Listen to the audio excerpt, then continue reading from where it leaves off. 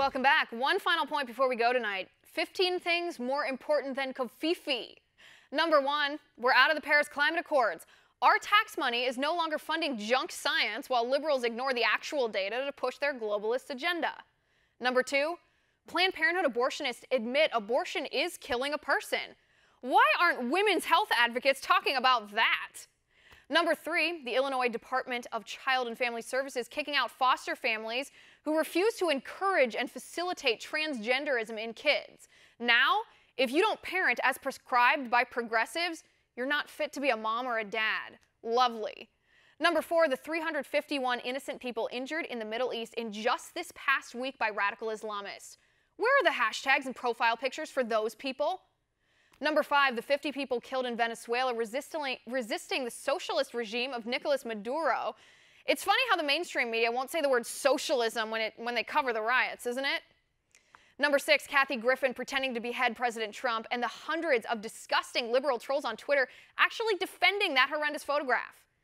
Number seven, Hillary Clinton blaming misogyny, Putin, Facebook, fake news, Breitbart, the DNC, WikiLeaks, Google, InfoWars, Twitter, Citizens United, voter suppression, Scott Walker, James Comey, suburban women, angry people, racism, xenophobia, and Islamophobia for her loss, but not herself. Number eight, traitors leaking classified information to the press, putting our national security at risk, putting people's lives in danger just to try to hurt President Trump. Number nine, Linda Sarsour, the co-organizer of the Women's March, claiming Sharia law is reasonable.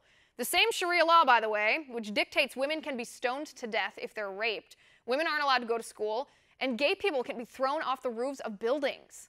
Number 10, the farmer who was fined $2.8 million by the federal government for plowing his own field of wheat.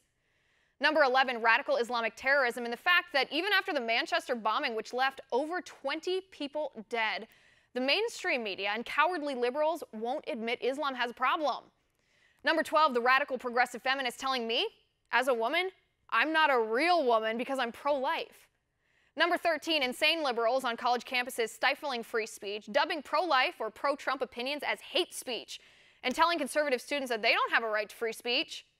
Number 14, Democrats in Congress aren't concerned with the fact that somebody unmasked the name of Trump officials in incidental surveillance, and why the Democrats don't care who leaked that classified information to the press. And number 15, the fact that 30 million Americans have lost their health care coverage under Obamacare. Premiums have skyrocketed. Deductibles are so high we're paying out of our pocket on top of the premiums. Insurers are pulling out of the exchanges. We've lost our doctors, we've lost our plans, and liberals just don't care. Just in case liberals forget about what really matters here, maybe if the mainstream media gave some press Covfefe to any of these real serious issues that actually impact our daily lives and our safety, maybe then we'd actually care what the mainstream press has to say.